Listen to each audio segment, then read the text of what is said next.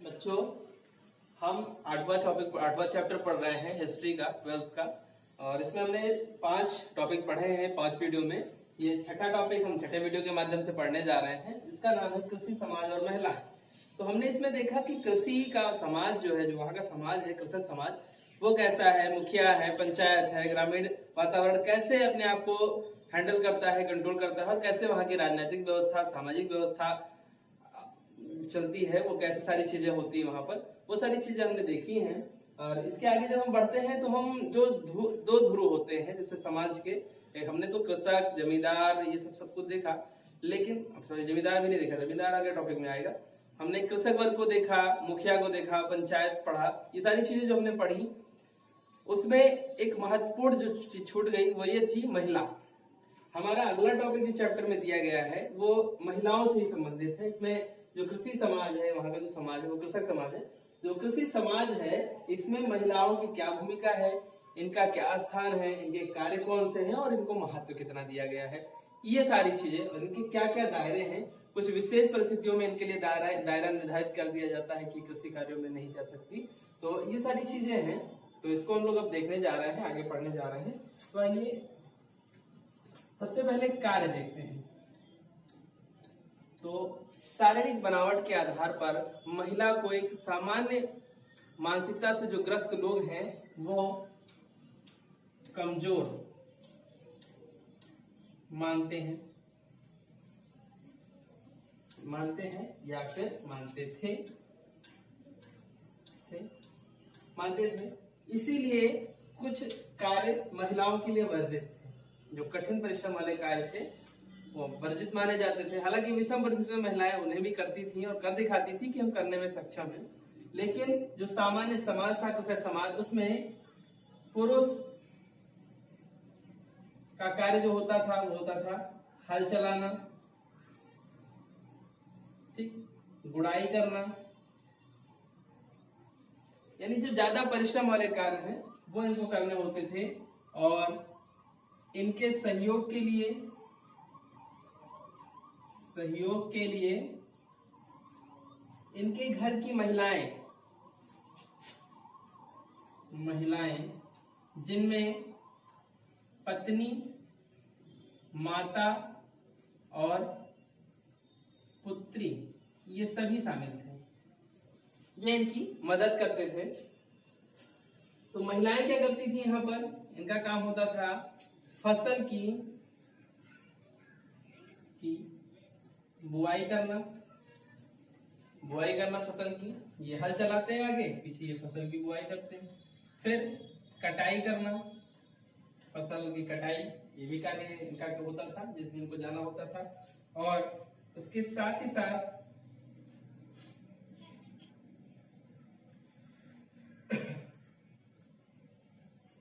तैयार फसल से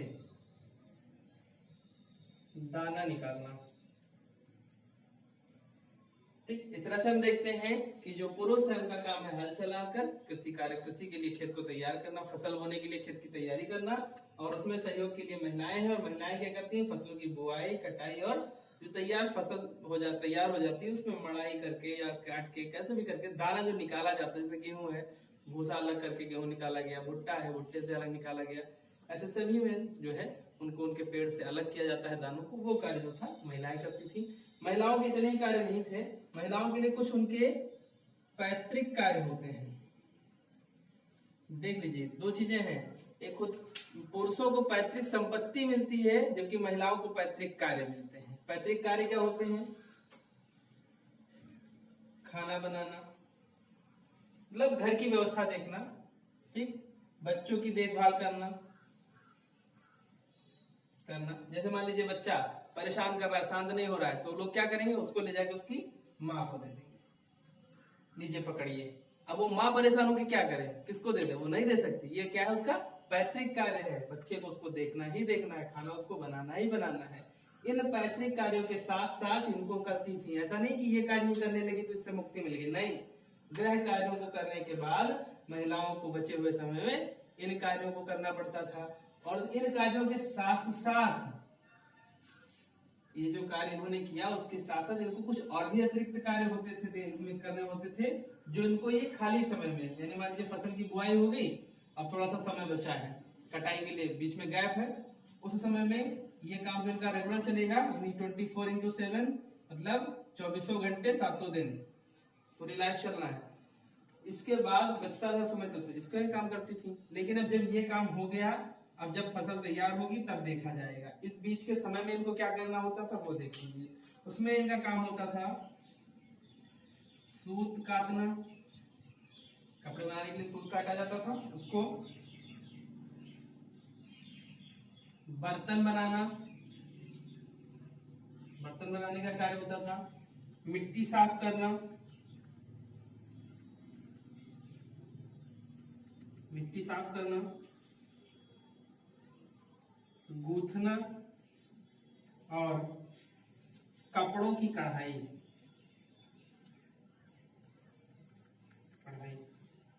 ठीक, अब देखिए पुरुष फसल की बुआई कर दिया, उसके बाद वो फ्री है, ज्यादा से ज्यादा जानवरों को देखना है, चारा लाके खिलाना है, अधिकतम कार्य उसका इतना बचा। महिलाओं के साथ नए कार्य जुड़ गए, जिनके घर में पुरुष बर्तन आदि बनाते हैं उनमें ये मिट्टी को गूंथने का काम, और जब मिट्टी आती है तालाब से या कहीं से भी तो वो एकदम साफ नहीं होती है, उसमें कंकड़ पत्थर और पत्तियां पेड़ पौधे की सारी चीजें मिक्स होती हैं, लकड़ी वगैरह मिल जाती है कभी कभी उसमें, तो उसको साफ करके एकदम प्योर मिट्टी तैयार करना जिससे बर्तन बन सके। ये काम कपड़ों की कढ़ाई का कार्य, सूत काटना, यानी ये सारे काम इनके इसके बाद आ जाते थे। ठीक, यानी कि अगर देखा जाए कार्य के मामले में तो किसके पास अधिक है, महिलाओं के पास अधिक। लेकिन हमारे देश की परंपरा रही है भोजन हमेशा महिलाएं पुरुषों के बाद करती थी। वर्तमान का नहीं पता, वर्तमान में इतनी व्यस्तता है लोगों के जीवन में, शायद इस चीज को अगर फॉलो किया जाएगा तो एक तरह से अंधविश्वास और दूसरी तरह से लोग कुपोषण के शिकार हो जाएंगे। पता चलेगा घर में पुरुष 3-3 दिन आप वापस ही नहीं आ रहे हैं और महिलाएं भूखी बैठी हैं, तो ऐसी स्थिति में नहीं हो पाएगा। तो ऐसे में हम देखें तो कार्य जो है अधिक किसके पास है, वो है महिलाओं के पास। लेकिन परंपरा क्या है, उनके खाने के बाद में खाना। अब बाद में खाने में बचा तो खाया, नहीं बचा तो जो कुछ भी मिला उसे खाकर सो गए या कार्य में लग गए। तो ऐसे में इस बात की कोई गारंटी नहीं है कि जितना ये कार्य करती हैं उतने उसके अनुसार इनको न्यूट्रिशन मिलता होगा। मैं इसकी कोई गारंटी नहीं कि जितना इनको परिश्रम करना पड़ता है उस हिसाब से इनको भोजन मिलता होगा, कभी कभी नहीं भी मिलता होगा, कम भी मिलता होगा, ये सारी चीजें हैं। तो इसके कारण ये कुपोषण का शिकार हो जाती थी। ठीक, कार्यभार अधिक, भोजन पुरुषों की अपेक्षा निम्न कोटि का। ये पुरुष बाहर कार्य करते थे, महिलाएं प्रेम भाव में ये खा लीजिए, वो खा लीजिए, वो खा लीजिए, उनको खिला दिया, बचा तो खाया, नहीं बचा तो जो मिला उससे उनका पेट भर जाता था उस समय। तो ऐसी स्थितियों में ये महिलाएं कुपोषण का शिकार होती थी। ठीक है, चलिए आगे बढ़ते हैं। इन कार्यों के बाद बनी हुई वस्तुओं को ये बाजारों तक बेचने भी जाती थी, बेचने भी जाती थी। ये थी महिलाओं की दशा उस समय। इस आवश्यक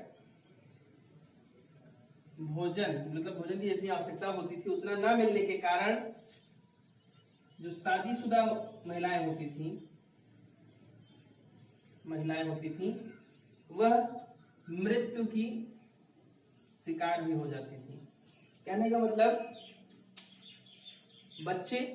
बच्चों के होने की वजह से शारीरिक दुर्बलता, और शारीरिक दुर्बलता की पूर्ति नहीं हो पा रही है क्योंकि न्यूट्रिशन इनका ठीक नहीं है, और इस कारण से ये मृत्यु को प्राप्त हो जाती थी। और यही कारण था कि 16वीं 17वीं शताब्दी एवं 18वीं शताब्दी तक शादीशुदा महिलाओं की संख्या काफी कम थी। होता क्या था, विवाह हुआ, विवाह के बाद कार्यभार बढ़ा, अचानक से एक बालिका ससुराल पहुंचती है, ढेर सारे कार्य उसको एक महिला के प्रदान कर दिए जाते हैं, उसके साथ ही साथ उसके जो कुछ नैसर्गिक कार्य हैं वो भी, तो ऐसे में क्या है, कार्यभार बढ़ गया, लेकिन उसका जो भोजन था वो स्पष्ट नहीं है कि अच्छा होगा कि नहीं अच्छा होगा। तो ऐसे में क्या है, वो कुपोषण का शिकार, कमजोरी का शिकार, और उसके कारण वो मृत्यु हो जाती थी। ठीक, इवन शाहजहां के साथ अगर देखा जाए तो उसकी जो वाइफ थी उसकी भी डेथ बेबी को जन्म देते हुए ही हुई थी। हालांकि वो एक अलग मुद्दा है, वो इस बात के लिए उठाया जा सकता है कि बच्चों की संख्या 4, 5, 6, 8, तो इस तरह से क्या होता था, रेगुलर उनको कुपोषण उनका बना ही रहता था, उनको समय ही नहीं मिल पाता था कि वो अपनी बॉडी को रिकम्प्लीट कर पाए या अपने आप को तैयार कर पाए उस सिचुएशन के लिए। ऐसे में उनकी मृत्यु हो जाने स्वाभाविक सी बात थी। ये यहाँ पर इनकी महिलाओं की स्थिति जो थी पूरे अन्वेषण से पता चलता है कि बहुत ही निम्नतर थी, गिरी हुई थी, बहुत ही शोचनीय स्थिति थी। जो सामान्यतः शब्द प्रयोग किया जाता है कि महिलाओं की दशा शोचनीय थी, तो शोचनीय स्थिति थी, काफी मुश्किल के समय थे इनके पास।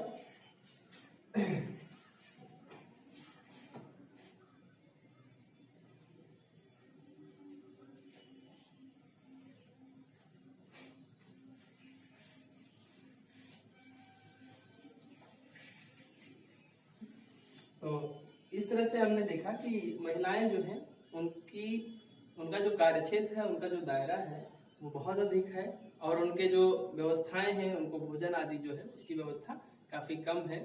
पर्याप्त न्यूट्रिशन न मिलने के कारण वो कुपोषण का शिकार होती है और मृत्यु उनकी जल्दी हो जाती है। और यही कारण था कि उस दौर में महिलाओं की जो मृत्यु दर थी वो अधिक थी, और जो औसत आयु थी वो भी महिलाओं की घट रही थी। और इसी में टॉपिक में आगे टॉपिक आता है जंगल और कबीले। जंगल और कबीले, तो हमने छोटा सा टॉपिक था महिलाओं की दशा जो है थी उस समय की, वो हमने देखी। अब इसके आगे जंगल और कबीले, तो हमने अभी तक देखा था गांव, ठीक, लेकिन ऐसा तो है नहीं कि पूरा देश गांव में बसता था। देश में कुछ ऐसे क्षेत्र थे जहां पर लोग रहते थे, वो जंगल थे और कबीलाई रूप से रहते थे, यानी इनके पास न मुखिया है, न ग्रामीण ग्रामीणों की तरह व्यवस्था है, न ही शासन सत्ता की इन तक पहुंच है। ये एक तरफ से आजाद कबीले की तरह जंगलों में रह रहे थे।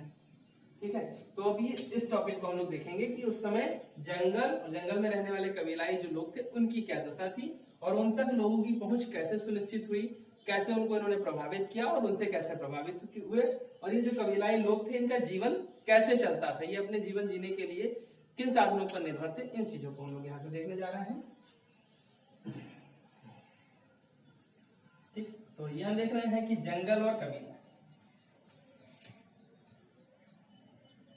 बसे हुए गांव से परे थे।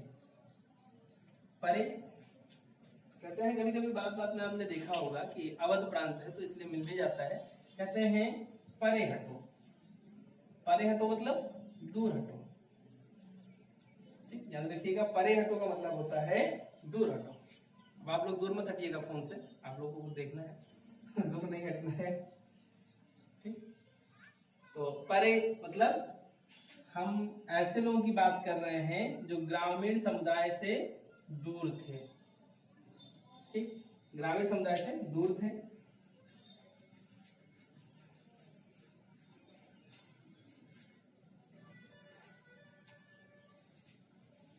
इसका जो अगर देखें कृषि क्षेत्र, उस समय कृषि क्षेत्र जो था वो भारत का पश्चिमोत्तर क्षेत्र, यानी ये देखा जाए ये वाला जो क्षेत्र है, ठीक, ये वाला जो क्षेत्र है ये कृषि के मामले में, कृषि के मामले में धनी था। ठीक, अब आप यहाँ पर एक मैप भी दे सकते हैं, आप अपना मैप बना लीजिएगा भारत का, जैसे भी होगा। ठीक, तो ये भारत जो है पश्चिमोत्तर क्षेत्र, ये जो था वो कृषि, आज भी पंजाब, हरियाणा, ये राजस्थान, गुजराती जो क्षेत्र हैं तो काफी धनी क्षेत्र है कृषि के मामले में, और सबसे ज्यादा पंजाब व हरियाणा, ये दोनों क्षेत्र जो है वो काफी बेहतर और काफी उच्च कोटि की कृषि करते हैं। ये तो था यहाँ का कृषि वातावरण। और जब देखते हैं हम आगे बढ़ते हैं कि जंगलों की बात कर रहे हैं, तो हमें ये देखना है कि ये जंगली क्षेत्र जिसकी हम लोग बात कर रहे हैं वो बसता कहाँ था। तो वो था उत्तर पश्चिम। अब उत्तर पश्चिम की अगर बात की जाए तो ये वाला क्षेत्र, ये आगे यहाँ पर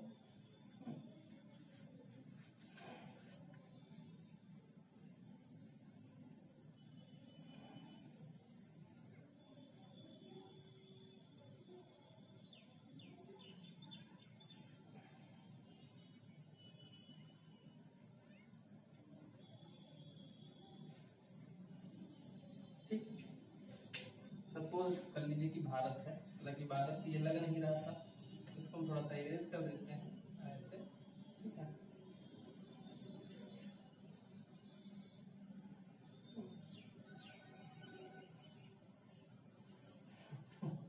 हमको इतने से मतलब है भाई, तो इसलिए हम ऊपर नहीं बना रहे क्योंकि जल्दी में बन नहीं रहा है। अब हमें देखना है पश्चिम उत्तर का क्षेत्र। ये जो पश्चिम, ये हो गया हमारा पश्चिमोत्तर का क्षेत्र, ये हमारा प्रसिद्धनी क्षेत्र है। और पूर्वोत्तर का जो क्षेत्र है, यहाँ सब झारखंड का या ये नेपाल की तराई का जो क्षेत्र है, ये सारे क्या है, ये जंगली क्षेत्र है। यहाँ पर वनाच्छादित प्रदेश है। तो इन प्रदेशों में जो लोग रहते थे उन्हीं को हम कबीलाई लोग कहते हैं, ठीक, जो कबीला बनाकर रहते थे और वो जो ग्रामीण व्यवस्था थी देश की उससे दूर थे, यानी अनभिज्ञ थे। हम उन्हीं के बारे में पढ़ रहे हैं यहाँ पर। तो आइए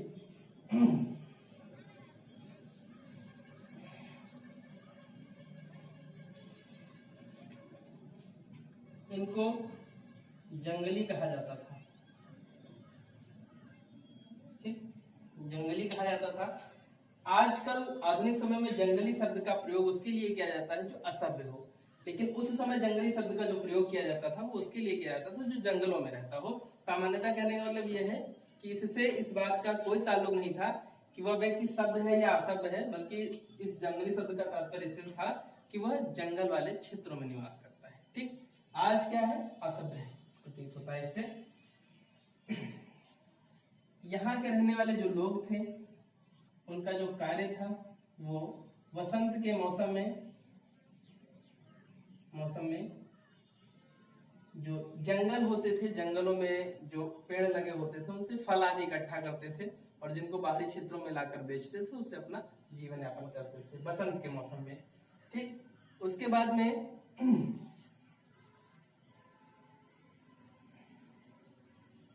गर्मी का जब मौसम आता था तो इसमें मछली पकड़ते थे, क्योंकि पहाड़ी क्षेत्र में थे, पहाड़ी क्षेत्रों में नदियां भी होती हैं और झीलें भी होती हैं, तो ऐसे में वो मछली पकड़ने का काम करते थे। फिर जब मानसून आता था, मानसून यानी जुलाई का महीना, जून लास्ट या जुलाई, इस समय वो कृषि करते थे, ठीक। इस तरह से इनका जो जीवन था वो समय के अनुरूप बटा हुआ था। इनके कार्य जो थे समय के हिसाब से बटे हुए थे, जैसा सिस्टम प्रकृति का होता था वैसे इन्होंने अपने आप को ढाल लिया था, अपने कार्यों को निश्चित कर लिया था, ठीक। ये जो जंगल होते थे सामान्यतः इनका स्मरण तब किया जाता था जब चोर लुटेरों की बात आती थी,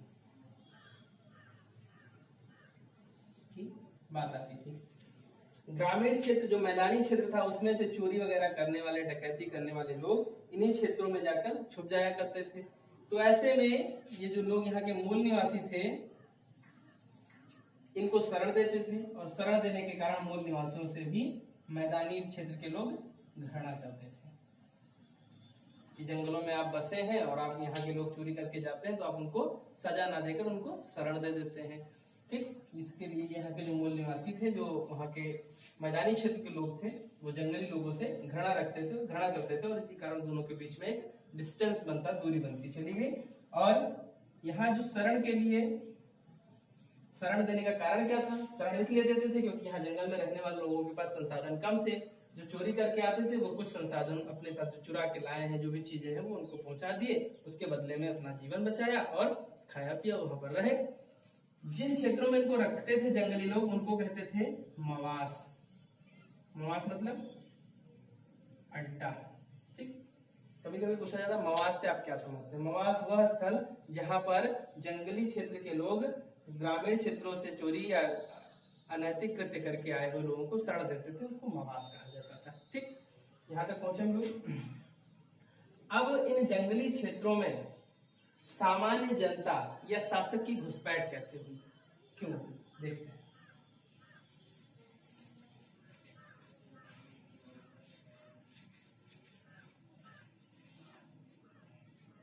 ये जो घुसपैठ हुई वो वैश्वीकरण के कारण, वैश्वीकरण व वाणिज्यीकरण के कारण। वैश्वीकरण, अब क्या है कि संपर्क एक देश से दूसरे देश का स्थापित हो रहा है, भाई ये हो गया वैश्वीकरण।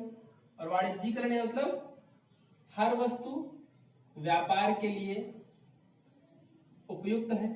जैसे पहले क्या होता था, कुछ वस्तुएं हैं जिनका व्यापार नहीं होगा, यानी कि आपके पास जो आवश्यकता है इस्तेमाल कीजिए, बचा हुआ किसी को डोनेट कर दीजिए, ले जाए वो खाए पिए एंजॉय करें। लेकिन अब क्या है, कोई भी वस्तु अगर आपके पास उपस्थित है तो उसको आप बाजार में ले जाकर बेच रहे हैं। जैसे वाणिज्यीकरण बढ़ा वैसे वैसे, और वाणिज्यीकरण कैसे बढ़ा, वैश्वीकरण, यानी जैसे एक देश दूसरे देश के संपर्क में आया तो मार्केट बढ़ गई उसकी। हम अपने ही देश में है, किसी चीज का उत्पादन बहुत ज्यादा हो जाए तो उसको एक लिमिटेड संख्या में बेचकर उसके बाद में क्या करेंगे, बाकी वेस्ट हो जाएगा। लेकिन हमारे पास अगर अन्य देशों में जाने का ऑप्शन है तो हम वहां पे जाएंगे, फिर दूसरे में जाएंगे, तो ऐसे में हमारे पास मार्केट बड़ी हो जाएगी। तो प्रोडक्शन कितना भी ज्यादा हो, यहाँ पर शार्टेज बनी रह सकती है, और शार्टेज बनी रहेगी तो हमारा रेट अच्छा रहेगा। यही हुआ कि वैश्वीकरण हुआ, वैश्व के देश एक दूसरे के संपर्क में आए, और जिसके कारण वाणिज्यीकरण जो है वो तीव्र गति से बढ़ा। और जब तीव्र गति से बढ़ा तो वस्तुओं की मांग बढ़ी, और उनमें के कुछ वस्तुएं जो थी वो जंगल से मिलती थी, जंगल से मिलती थी, जैसे शहद, मोम और लाख। ये सारी चीजें जो है वो कहां से मिल रही हैं, जंगलों से। और इन्हीं को प्राप्त करने के लिए पहले इन मैदानी क्षेत्र के लोगों ने इनसे संपर्क स्थापित किया और इनसे समझौता करके वस्तुएं प्राप्त की और उसके बदले में धन दिया। लेकिन धीरे धीरे जब इन मैदानी क्षेत्रों के लोगों की सामर्थ्य बढ़ी, शक्ति बढ़ी, तो इन्हें सीमित संख्या वाले लोगों को दबाकर इनके क्षेत्र पर कब्जा करने का प्रयास किया, और उसके लिए वन अधिनियम कानून भी लाया गया। तो ऐसे में क्या होता है कि ये जो जंगली लोग, जो कबीलाई लोग थे, धीरे धीरे इनके क्षेत्रों में ग्रामीण या मैदानी क्षेत्र के लोगों का प्रवेश हो जाता है इन वस्तुओं के लिए, और फिर वहां पर अपने नियम कानून बनाने लगते हैं। साथ ही साथ इनको प्रवेश करने का एक और बहाना मिला। युद्ध के लिए शासक जो होता था वो हाथी का प्रयोग करता था। हाथी का प्रयोग, हाथी जंगलों में पाए जाते थे। इन हाथियों को पकड़ने के लिए इन जंगल में रहने वाले लोगों का सहयोग लिया जाता था। ठीक, तो दूसरा कारण ये भी था कि जो जंगली लोग थे इनके क्षेत्रों में घुसपैठ करने का मौका तो वैश्वीकरण या बाजारीकरण जो हुआ उसके कारण मिला, और उसके साथ ही साथ शासक, जो क्षेत्र का शासक है, उसकी आवश्यकता की पूर्ति के लिए हाथियों का जो प्रयोग होता था, हाथियों को पकड़ने का जो काम होता था, उनके लिए जंगल के लोगों से यहाँ के लोगों ने संपर्क किया, और उनके संपर्क में आने के बाद उनके क्षेत्रों पर कब्जा करना आरंभ कर दिया। ठीक है, तो अब जब यहाँ से क्या हो रहा है, देख रहे हैं, एक क्षेत्र से इन पर दबाव बढ़ेगा, वस्तुओं के लिए भी, हाथियों के लिए भी। शासक वर्ग है और ये व्यापारी वर्ग है। शासक व्यापारी हमेशा एक साथ रहते हैं, तो ऐसे में जो कबीलाई लोग हैं वो कमजोर पड़ जाएंगे ना, कमजोर पड़ जाएंगे। और ये जो कमजोर पड़े, तब इनको लगा कि हमें एकजुट होना चाहिए। ठीक, एकजुट होना चाहिए, और इसी एकजुटता की आवश्यकता के कारण इन लोगों ने बड़े बड़े कबीले बनाए। उन कबीलों में सरदार की नियुक्ति की गई। सरदार मतलब उस क्षेत्र, उसका मुखिया बना, और उसको सैनिक दिए गए सुरक्षा के लिए। उन सैनिकों से वो अपनी सुरक्षा करता था और अपने कबीले के लोगों का। यानी क्या है कि ये जो जंगली वातावरण था, जंगली समाज जो था, कबीलाई रूप से रह रहा था, एकांत अलग थलग था, जिसके अंदर किसी तरह की राजनीतिक चेतना नहीं थी, जिसके अंदर किसी तरह का एकजुटता का भाव नहीं था, अपना खाते थे, अपने परिवार के साथ मौज मस्ती में रहते थे, उनमें इन लोगों के प्रेशर के कारण, इन लोगों के दबाव के कारण, इनसे बचने के लिए इन लोगों ने एकजुटता स्थापित की और एक राजनीतिक व्यवस्था के रूप में सरदार का उदय हो गया। ठीक, तो इस तरह से हमने देखा कि कैसे ग्रामीण समुदाय, जंगली क्षेत्र के लोग जो सीधे साधे थे, जिनको किसी चीज से कोई मतलब नहीं था, उनके पास पहुंचते हैं, उन पर दबाव बनाते हैं, उनकी वस्तुओं को छीनने का प्रयास करते हैं, जो उनकी मूल संपत्ति है, पैतृक संपत्ति, जिन जंगल लकड़ियों को मूल पैतृक समझते हैं अपना, उनको प्राप्त करने के लिए जब इनके ऊपर दबाव बनाते हैं तो राजनीतिक चेतना जागृत हो जाती है, एकजुटता की भावना आती है, सरदार का जो है चयन करके वो अपने कबीले को सुरक्षित करने का काम करते हैं। तो ये था जंगल और कबीले का पूरा सिस्टम जो चला। ठीक है, अब इसके आगे हम देखेंगे अगला नेक्स्ट टॉपिक, जमींदार। जमींदार कैसे आए, उनका क्या कार्य था, उन लोगों के साथ कैसा बर्ताव करते थे, इन चीजों को हम लोग नेक्स्ट टॉपिक में देखेंगे। वो हमारा होगा पार्ट नंबर 7। ठीक है।